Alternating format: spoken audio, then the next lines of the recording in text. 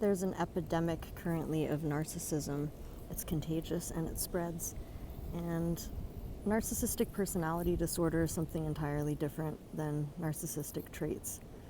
Narcissism is a sliding scale, and you need a healthy amount of narcissism to love yourself, you know? Someone with narcissistic personality disorder really has no empathy and doesn't understand what that is and doesn't care until it gets to the point where it messes up their own life, and they will maybe find tools of how to make people imagine that they do have some kind of empathy, but they really don't. What this video is about how people can have narcissistic traits while having full-on empathy. Being even empaths can pick up narcissistic traits, and it's a trigger thing. It's a self-protection mechanism thing, and often we just don't realize what the hell is happening until after we've done it. And I myself have struggled with this throughout my life. I have shut people down while talking to them. I have not let people speak. I have mostly that, you know. In the past, it usually happened after someone was being selfish. So it's really easy to just project away your own faults, because if someone's selfish, you can go and tell them how selfish they are while being selfish yourself and not realizing that you're also doing something narcissistic as you are confronting them. So, and then as you get older and you get a better group of friends who are actually just great, and the shit comes out, there's no hiding from yourself anymore, you know? So, what to do? You gotta deep dive, you gotta meditate on it. It's trying to reason through the unreasonable.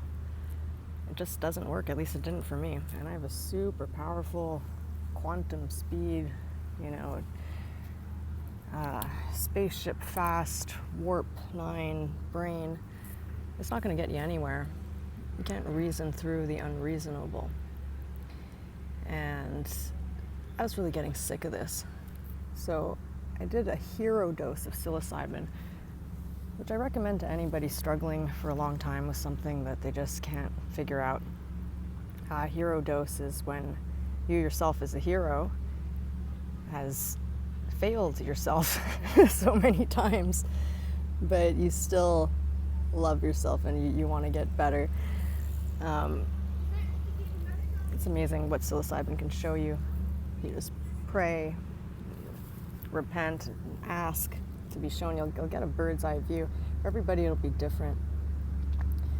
What I was shown might help a lot of people with social dynamics if they occasionally have trouble overstepping people's boundaries.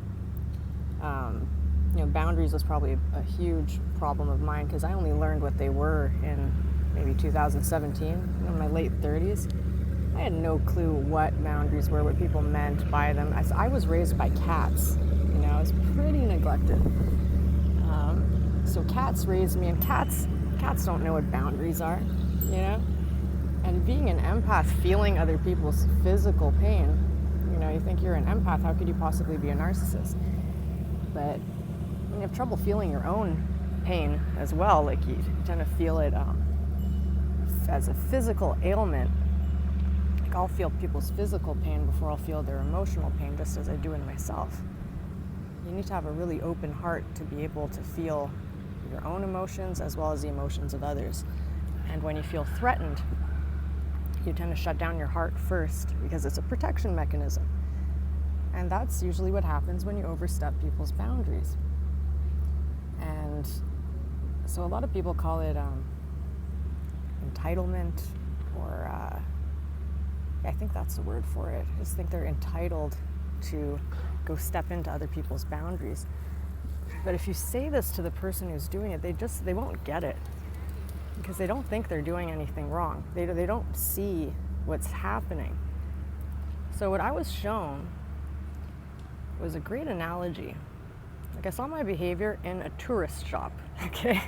So if you look at whatever behavior you're doing that's not good in terms of social dynamics, and put yourself, instead of in front of another person, put yourself in a tourist shop.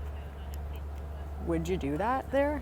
Do you know how you would look if you were doing that in a tourist shop? You know that you are looking like a 2-year-old, because that's what all this narcissistic behavior is. It's 2-year-old level protection mechanisms to protect your energy somehow.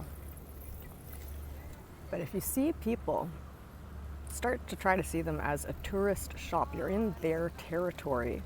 You are the tourist. They have a store full of stuff that you've never seen before. And you don't have to buy anything. You just set foot in a tourist shop. It might be easier for you to relax around other people when you are starting to feel triggered. Because have you ever been in a tourist shop before and something bad happened to you? No. So it might help you a lot. I know, what the psilocybin showed me in it only took 30 seconds to a minute. It was so powerful. I'm going to take this with me for the rest of my life, and that's why I'm sharing it with all of you. Because a lot of people, social dynamics are just going down the drain with all social media, replacing actual social dynamics. People generally just don't know how to get along. And so you can respect the other person just by seeing them as a tourist shop. They are the store owner, not you. They might want to show you something. It'd be really rude to have a temper tantrum saying you don't want to see it. You could at least be polite enough to let them show it to you and then just say, okay, yeah, that's not what I'm looking for.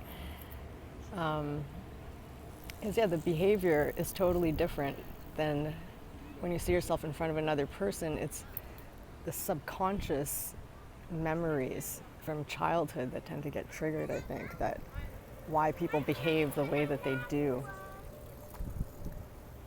Narcissists are very damaging. Empaths usually end up with narcissists, and then they might end up picking up some of their traits because they were so damaged by that narcissist. And not even realize it because they were victimized so much. That's the people with narcissistic personality disorder, the true narcissists, I think were usually very damaged as children. And they're so damaged that they can't even look at themselves. They have to protect themselves 100% of the time, protect their ego. And that's why the hero dose of psilocybin helps to see what you can't see so well. It strips the ego from you entirely. So, and right out of the body, so you can actually see things from a non-ego space. And when you have other people, even if it's a therapist, anybody explaining to you anything, that's another ego explaining it to you. I think psilocybin mushrooms are I know, they're the most intelligent living thing on this planet. And they're called golden teacher for a reason. I would have to say that all the most important things I've ever learned in my life, I learned from golden teacher. And I learned a lot of good things from cats too, but cats never taught me boundaries. And it's really interesting how psilocybin was able to, since psilocybin actually dissolves all boundaries and teaches you the oneness and unity of absolutely everything, how everything is interwoven, and the whole unity consciousness, and your boundaries are completely dissolved. So I was amazed that psilocybin was able to so quickly and pertinently show me my behavior from such a way, probably taken from my own mind, so that I would be able to understand it perfectly clear. It's just gold. It's gold, is priceless. So as embarrassing as it is, I thought I would share it with everybody because it helped me so much. Maybe it'll help someone here, because a lot of people don't realize what the hell they're doing until it's too late.